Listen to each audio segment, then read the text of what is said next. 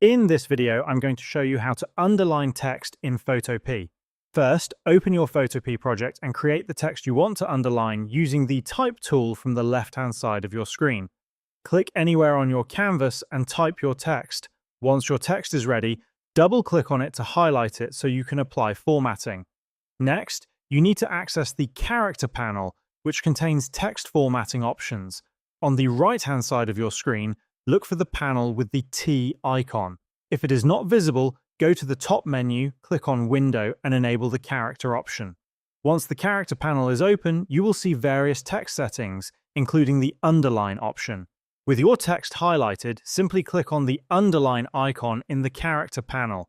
Your text will immediately be underlined. If you only want to underline a specific part of your text, you can highlight just that portion by clicking and dragging over it, then apply the Underline option.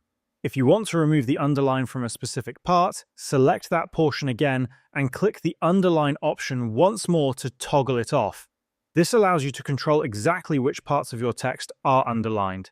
By using the Character panel and selecting your text properly, you can easily apply or remove underline formatting as needed for your design, and this is how you can underline text in Photopea.